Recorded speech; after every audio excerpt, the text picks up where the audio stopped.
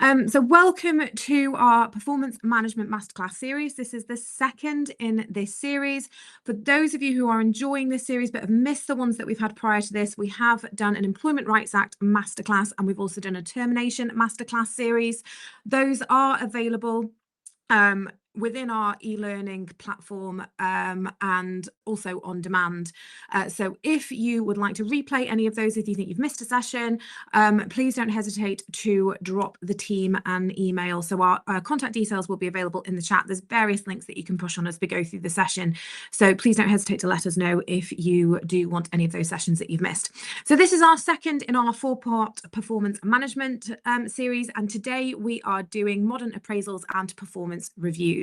It's always great to see people that we've seen on here before, so welcome back if you have been on these sessions before. For those of you who don't know me, who don't know the business, my name's Alyssa. I'm one of the founders of Heroes. We are a brand new and super modern employment law and HR total solution. So we have a fantastic HR software solution. We provide a superb e-learning suite of modules, consultancy, so dealing with myself and my advisory team. So where there's anything that you need assistance with that relates to your staff, employment law or HR, and that is all now wrapped up in a fantastic insurance product. So one platform, one invoice, one number to call. We are here regardless of what the issue is. We're here to support your business. And that insurance cover, we're so proud of this product. It covers legal fees, tribunal awards, and it will cover you from day one of coverage up to 250,000 with no excess if you follow our advice, which of course you do. If you work with us, then you know that our advice is absolutely spot on and that we're super easy to work with. So we're going to dive straight into the session. Performance management and appraisals is an area, I wouldn't necessarily say that people struggle with appraisals. It's something that's sort of seen as, oh, it's that time of year again, we've got appraisals to do, and we're not entirely sure why we are doing them. When we start to move into that wider performance management piece, when we start talking about capability or potentially terminating employment, that's when people wake up a little bit more to the legal risk. But we can reduce that risk by getting things like appraisals right and getting those informal conversations right as well. So if you missed the session on informal conversations, that was last week. As we've said, drop a message into the chat and we can send you that session or wait for the email that comes out so that you can catch up on the series. So today, what we are going to cover is understanding the purpose of appraisals, so what they're really for and why the old model, the old way of doing things lets people down, how to run an appraisal well, so how to structure a review that motivates and doesn't deflate people with a simple framework that you can use straight away, and how to keep it sound, so how we stay fair, consistent and legally sensible without turning this into a massive legal exercise. So opening poll, just drop into the chat one word for you as to how appraisals feel in your business right now. So whether that's pointless, whether it's something that you look forward to, cumbersome, a burden, what else are we getting in the chat? Inconsistent, non-existent, scary, thanks John. Inconsistent again. So inconsistency is something that I do see a huge amount of when it comes to dealing with appraisals within businesses. So the inconsistency can come from who is dealing with it, the time of year that we're dealing with, the people that are sat across from the table with us, and these are getting harder. So employees are coming to these meetings much more prepared. With the advent of AI, ChatGPT, they're coming with scripts to read. They've got loads of narrative that they're going to talk at us in these appraisals. And often employees are coming into an appraisal meeting with the primary aim of securing a pay rise or a promotion, which is not actually what the appraisal process is for. So just scanning through those conversations, those comments, I don't think I've seen a single positive. Oh no, one, Steph, productive. So that's good. We've got one positive comment, I think, in there in terms of how we feel about the appraisal process. So hopefully we're going to change that today. So why do appraisals get a bad name? Well, let's be honest, for most people, the annual review does exactly what one of the comments in the chat said. It ticks a box so that we can say we've done our appraisals for this year. Big pat on the back. We know that we're supposed to do them, or somebody a long time ago told us that appraisals once a year were the best thing to do. We've got through that traumatic event once again this year. We don't have to think about it for another 11 months. So often they're once a year, they're backward looking, they're very, very rushed, where there's a scramble to review the last 12 months, where we've got lots of faded memory. As I say, now we've probably got a highly prepared employee who's coming with their own agenda into these meetings, and we don't really feel like we're getting through very much. And also, we don't know why we're there. We don't know why we're holding this meeting and why we're asking questions that were put together by some senior manager from 15 years ago that are potentially no longer relevant. So it's once a year, a bit irrelevant, and all very rushed. Very vague ratings. So often the scales may not actually mean anything. It could be something that we've pulled from the internet as a template and we're not following through. So where we've got someone where we're saying things like someone's meeting expectations or they're below expectations, what does that actually mean if someone is meeting expectations? And then nothing happens afterwards until we get to the next appraisal. And let's be honest, most people dread them. I think you have to be a special kind of person to really, really look forward to appraisals as being the highlight of your year. I will confess, when I was back in traditional law and desperately trying to climb the career ladder and was taking on whatever duties I could that felt managerial as a means of doing that, when I was told I could do the entire firm's appraisals, I was really excited. That excitement faded very quickly after the first day of having to wade through these. So generally, everybody dreads them. Managers dread giving them. Employees often feel judged, and sometimes if they're not handled well, can come away from those meetings feeling a little bit bruised. The paperwork then often gets filed, forgotten about, or lost, depending on how we're doing them. So if any of this sounds familiar, you're in good company. It doesn't have to be this way. So we've got a poll that you can take part in. So what's the hardest part of running performance reviews? So is it number 1, giving honest feedback? Number 2, finding the time to do them properly? Number 3, keeping reviews fair and consistent? Or number 4, turning feedback into meaningful action? So drop your vote into the poll and let us know where you currently sit in terms of what you find difficult about performance reviews. So 62% of you are saying turning that feedback into meaningful action. I'm not actually surprised about that, because once we've sort of ticked the box and we've done our appraisal reviews and we're like, big pat on the back, yes, we've finally done this big job that we've been putting off for ages, to then have to mobilize and turn that then into something where you're following up with people or you're implementing some sort of performance management process, it feels like another job after we've just done a very, very big HR employment law related job. And often attention gets turned to another part of the business because there's other priorities once that appraisal box has been ticked. So yeah, to see 50% saying turning feedback into meaningful action, I'm not surprised to see that at all.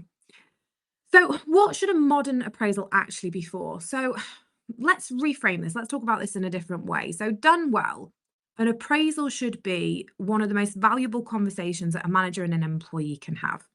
So we should be using these meetings to be aligning on standards. So making sure that everybody knows what good looks like for the role, for the team and the business. So when we say to someone that you're meeting expectations or you're exceeding expectations or you're not quite there, well, what does good look like? What is it that we are expecting this person to do? And when we look back over previous reviews, if we're sort of seeing things are either staying at meeting expectations or we're seeing a bit of a drop and a bit of an increase, well, what's the appraisal process doing if it's not giving somebody something else to aim for and something a bit more concrete and that we're a bit more clear on what we are expecting?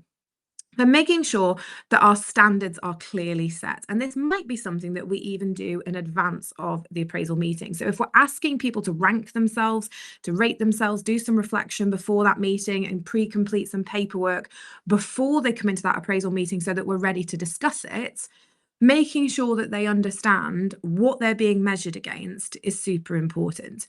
So how we communicate that could be within the appraisal paperwork itself. It could be that we have a policy on it. It could be that we have some sort of flashy standards brochure that we circulate to the employees, or even something a little bit more modern, perhaps videos or different types of multimedia that we're circulating through our staff base, so that they've really got an understanding of what excellence in your business looks like and how they're going to be judged against it. We then recognize and motivate. So people stay where they feel seen. So genuine specific recognition is one of the cheapest retention tools available. This doesn't mean that you necessarily have to throw money at people, but making sure that the workplace is an environment where they feel that they are supported, that they can raise concerns, that there are things that are going to help support them within their role, in addition to the other flashier stuff that you might spend money on. And then support growth and surface issues early. So catching concerns before they become a problem and giving people a really clear path forward. What I hate, so one of my real bugbears, is where we use the once a year appraisal, if that's how often you're doing it, to give an employee all the negative feedback that has been accumulated through the year, and that there have been no informal conversations, there's been no other catch-ups with them, and that they come into this meeting expecting just an appraisal, and actually it's, well, this is now my opportunity to give you all this negative feedback that we've had through the course of the year. That isn't going to help anybody. That's not going to support performance, and it's going to damage that relationship with that employee. So as we discussed last week, when we were talking about informal conversations, check-ins with employees, making sure that this becomes part of the culture and the relationship, that we are having these regular check-ins, so that we're not putting this inordinate amount of pressure on appraisal meetings and that they become counterproductive, because all we're doing is going in there saying, well, these are all the things that are wrong and the reasons why you're not meeting expectations, and the employee has come in expecting a pay rise and a promotion. So a great appraisal feeds everything else. It supports engagement, it supports retention, it can support pay decisions. My preference usually is that's separated from appraisal, but I know some businesses still wrap them up in there. And development. And if things go wrong, a fair capability process. So coming out of that appraisal, we should have a plan for how that employee is going to develop over the next period, with clear goals, clear expectations, and some pointers on how they might achieve that and when we're going to be checking in with them. We should know coming out of that appraisal if that employee is engaged, how they feel about the business, what their wants and their needs are, and actually if there's any niggling issues that we're going to have to keep checking in on with those informal conversations. And if things are going really, really badly, it might be that this triggers a formal performance management or a formal capability process, and that we start that process then following that appraisal meeting. And we will be doing a session on formal capabilities later on in this masterclass. Now, again, second bugbear for me is when we are in an appraisal and it's a negative conversation, and this comes as a massive surprise to the employee. Nobody should be walking into an appraisal meeting and be surprised by the content of it. That employee should know from the informal check-ins, from the relationship that they have with their manager, how they are generally doing at work. So if we've been doing things properly, we've been having those informal check-ins, and actually we've done our preparation for that appraisal meeting, so setting out those standards, asking the employee to review themselves and provide their own reflections in terms of how they think they've done over the period, we should be going into that meeting relatively aligned and ready to have a really good productive conversation about, well, this is what we think went well, this is what we think didn't, these are the things that we've taken that we've learned from that, and that's how we're going to use those learning points to totally supercharge the next period that we go into. And I keep referring to period here rather than year, because actually I don't think appraisals should be once a year. Look, this does come down to resources, but I think ideally, once a quarter, we should be sitting down with our staff in a slightly more environment, looking at the period that we've had, and then planning into the next one, so that we can keep on top of those development conversations and make sure we're getting the best out of our staff, rather than talking about something that was 12 months ago. So as I've said, from an annual event to an ongoing conversation. So the biggest shift that we are seeing is moving from one big yearly reckoning to regular lightweight check-ins. So the old way, one annual review, 12 months of feedback compressed into a single awkward hour, and that's an hour if you're lucky. Nasty surprises guaranteed. So the modern way, monthly, quarterly, again, my preference quarterly, more if you've got the resources to do it, and making sure that if we are having those longer periods between appraisals, that we have those one-to-ones, that we are keeping check-in and we're keeping those conversations alive, so that by the time we get to formal review, there's nothing necessarily that's brand new to say. It's more focusing on what's coming next and how we can work together and collaboratively think, right, what do we need to do to develop? What do we do to hit our targets? What's extra support do we need, so that we're consistently building on that foundation, so that we're getting we've got more of a chance of getting high performing employees. So the golden rule, no surprises. If something came up in August, it shouldn't land for the first time in December's review. We should be having those one-to-ones and those check-ins. And it's also a lot fairer. Tribunals hate it when we get somebody into a formal performance management conversation and we're getting ready to issue warnings or things that are potentially more serious, and it's the first time that an employee has heard of it, you are essentially guaranteeing an unfair dismissal if you were to terminate somebody's employment, even on the back of very, very serious performance concerns, if you haven't addressed it informally or in another meeting first before you get into that formal process. So what do we do? The actual practical steps that we do then. So we're setting clear expectations first. So you can only review performance against a clear standard, as we've said. And if expectations have never been defined, then the appraisal can't be fair and it's not going to feel fair to the employee. So thinking about what outcomes, so clear, specific goals that are tied to the role and business priorities. Those of you who've been on sessions with me before, you know I love SMART goals. So specific, measurable, achievable, relevant, and time-bound. If something isn't fitting into those criteria, the chances are that it's not going to be that effective. So it's specific. This is what I need you to achieve. It's measurable. This is how we know whether you've been successful or not, or how successful you've been. It's actually achievable for that employee. Yes, we can have push and stretch goals, but making sure it's actually achievable, that it's relevant. So if an employee can't see how directly relevant to their role is, make sure that they are aware of the relevance to the wider team or the company and why something is required to keep them engaged, and that it's time bound. We don't just leave something running forever. And again, that when we're making something time bound, that it is realistic as well. How? So behaviors, the way someone works matter as much as the results. So include company values, company behaviors, how we expect people to communicate, how we expect people to collaborate with team members, and ensuring that if we are providing resources and support, that they are reliably available, and also that employee is also reliably available. So if we have got attendance or absence issues, that we are addressing those as well, that we are being clear that we are expecting people to show up and commit their working hours as per their contract. If there are issues with behavior, if there are issues with the way somebody's working, so if you have got somebody working flexibly or remotely and we're not clear that actually they are committing the time that they should be doing, well, one, we set the standards. Two, we have that as an informal conversation. And then if we still think that there is an issue, then we address that in a formal environment. And then we agree together. So a collaborative approach is always much, much more powerful than an employee being directed to. So objectives land better when an employee has had a hand in shaping them. They're more likely to be on board. So we want to be co-creating where possible.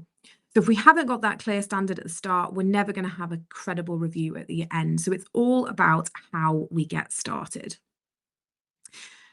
Now, moving on to the more, I'd say, mundane stuff. So fairness, consistency, and written records, the written records, everything that we come to despise when it comes to appraisals. And I still remember when there used to be stacks of paperwork for these sorts of things. So we need to make sure that if we are making large decisions around pay rises, promotions, performance management, and in some cases dismissal, that we make sure this is backed up by evidence within our appraisals. Nothing annoys me more when I'm brought in to advise on a capability termination. We've got someone in that final meeting. I'm asked to review the paperwork and give a headline review of what I think the risk is. And I go through that paperwork and all the appraisals say exceeding expectations. It's been a tick box exercise and it's been signed by the line manager because they haven't wanted to have a difficult conversation. We need to make sure that these are reflective of what's actually happening day to day with that employee. And it happens so, so often. I am struggling to remember a single instance where I have reviewed a determination decision where we have appraisals on file, where those appraisals actually showed any issues whatsoever. It's so, so common, but it's because it's so easy to do that tick box exercise and say, right, we're done, rather than actually engage and have those difficult conversations. But it's so, so important to reduce that risk when it comes to those termination conversations, to make sure that the paperwork and the audit trail matches the pattern that we are saying has become unacceptable. So we also need to make sure we're being consistent. So we're applying the same standards across our team. If we've got inconsistent scoring, and this is where often you'll see grievances and discrimination complaints, writing down, so documenting conversations, the ratings and any agreed actions, and written records protect both the business and the employee. So a bit of a plug here, because this is a major part of the HERO system, and it was something that I felt very strongly about, is the appraisals module. So in there, you can create, so you can do it yourself, you can custom create for your business appraisals for different parts of your business. So if your sales team is managed or judged entirely different, perhaps to your manufacturing arm, or if your creatives are going to be judged against different criteria to people who are out on the road, which is fully acceptable, you can pre-build for each team. It's very, very easy then to pull that appraisal down for that employee. The employee can go through and do their reflections, the manager can do theirs, and then the system actually generates the environment where you can sit down, you take your notes, and it then produces that appraisal documentation, having captured everything, and it's stored in the system against that employee record. So having something like that, where you've got a workflow that's going to keep you consistent, it keeps it relevant to what that employee is doing, is super, super valuable. And also when you're wrapping it up the way we do with our e-learning, so that managers can have that guidance and that training on having difficult conversations, and where things go wrong, we've got our consultancy team available and the insurance to wrap it all up. You'd wonder why you're not actually already a client. Just saying. We then want to be honest. So never inflate a rating to avoid an awkward conversation. It's going to undermine you later on. So as I've said, these things should not come as a surprise. One, because the legal risk, and two, practically speaking. And three, then if you get me on an advice call, I'm going to have to try really, really, really hard not to look exasperated when you're telling me that this is the worst employee that you've ever had, and their appraisals all say that they are brilliant. So just as a disclaimer, as usual, the session is providing general guidance for you. This is not legal advice for specific situations. If you do need legal advice, please don't hesitate to reach out after this session. I'm always happy to have a no obligation phone call with anyone who has been on these sessions with us. So to prepare for a good review, so the difference between a meaningful appraisal and a ticks box exercise is always that preparation. So give this the time that it deserves on both sides. So gather specific examples, look across the whole period, not just the most recent weeks.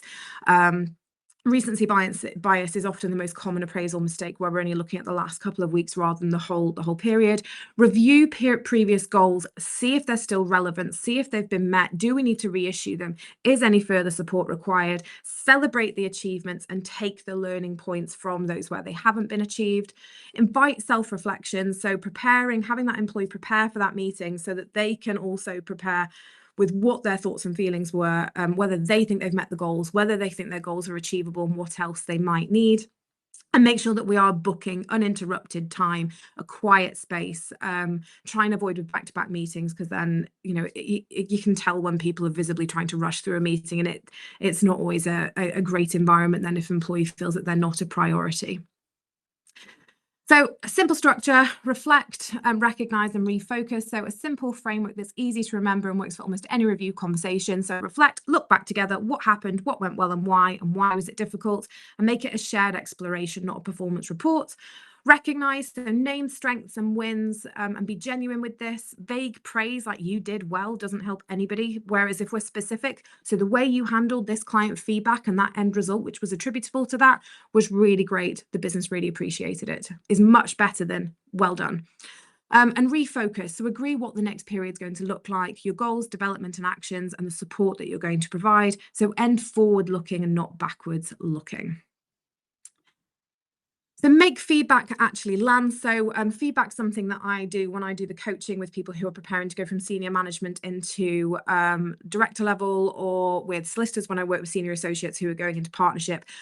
We've got some really, really great sessions that we deliver around actually feedback, delivering feedback and having difficult conversations, but some quick tips on screen that can help with this. So be specific and behavior based. So when you did this, the impact was this.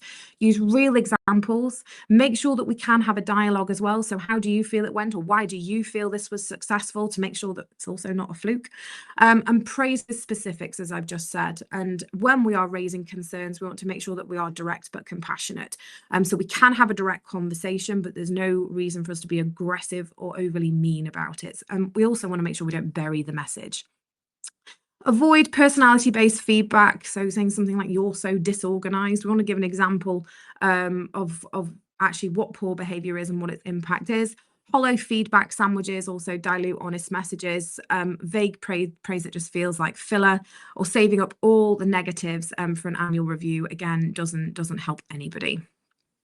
Handling tricky moments. So even well-prepared reviews can hit a bump. So here's how we suggest that you can stay steady.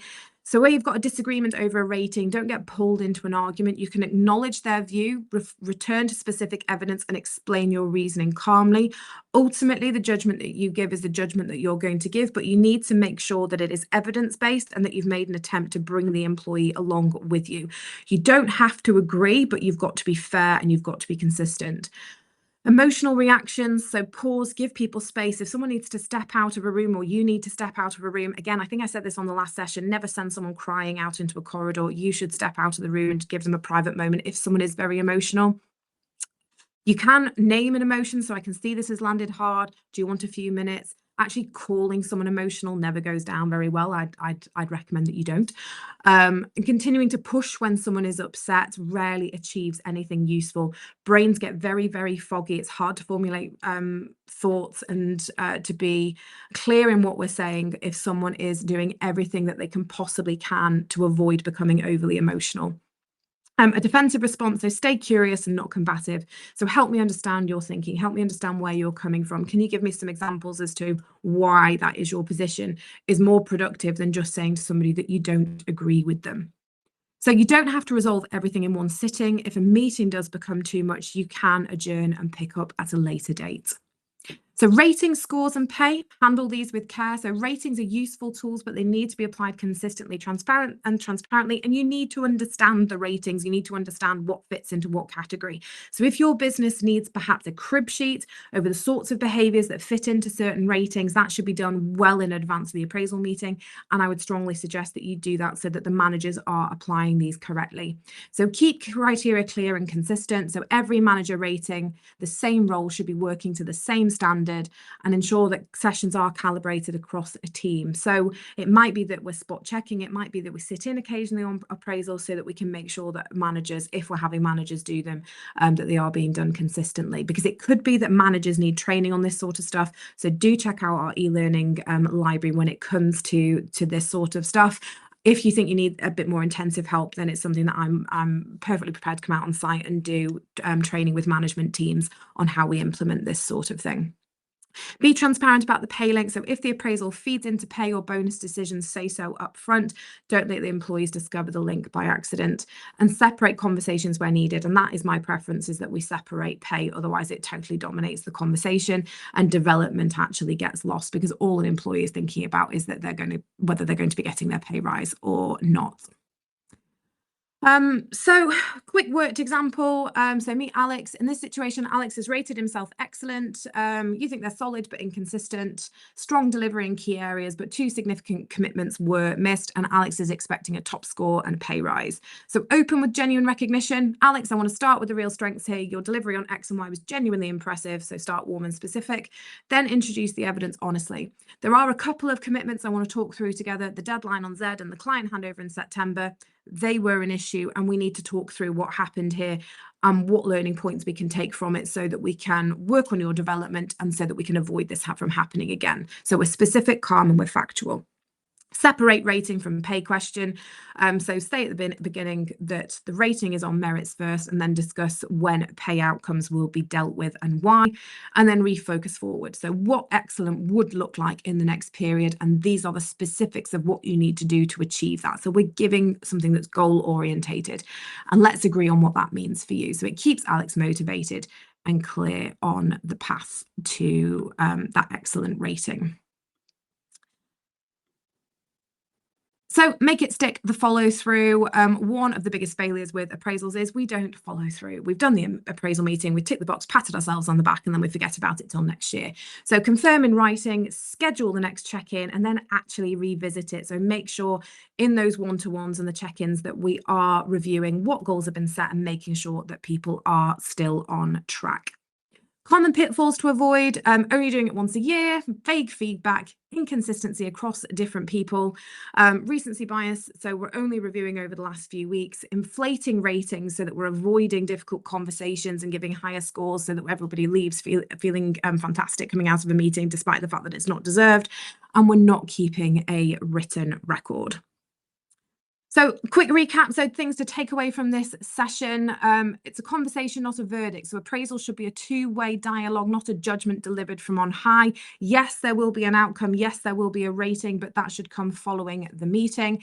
If somebody then wants to follow up on that, I would grant someone the opportunity to have a conversation to discuss what it is that you have delivered. But that appraisal in itself should be discussing what they've reflected on, what you have seen during that period, and then committing to those goals, those shared goals together.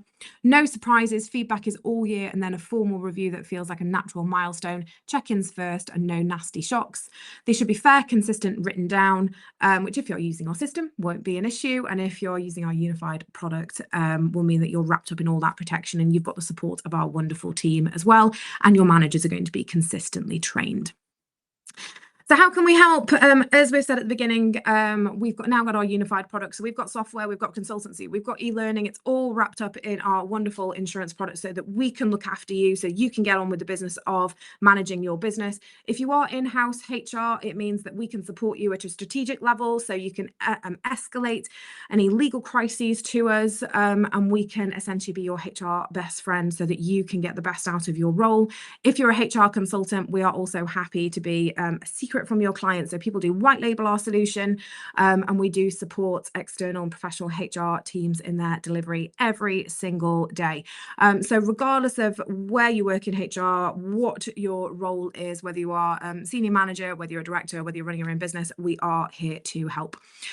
So thank you so much for your attention on this session today. I am happy to take any questions. I'm just going to run through the ones that have come through in the session. So I've got somebody who's need to jump off. Yes, there'll be a copy of the slides. What do we think of incorporating 360 feedback into someone's review? Yeah, absolutely. But again, making sure that someone's clear that that's going to happen. So when we set up a 360 review, making it clear how that is going to be used, if it's going to be used in later reviews. And again, making sure that someone is clear on the expectations of that. Where can I view all your sharing sessions? Very practical sessions. So thank you for that. So Dawn will reach out with the links for you as to where you can get the other sessions, and will we receive a copy of the slides? Yes, you will. So unless there are any other questions, it's been really wonderful to have you all on. If you'd like to book a meeting with us, Dawn has dropped that into the chat, so you can understand a little bit more about what we can do for you. The booking link will also come out for the next session so that you can get yourselves a place on that. But thank you so much for your time this morning. Always enjoy delivering to you all. And for those of you that were here for the first time, thank you so much. I hope you join us on future sessions and enjoy the rest of your day.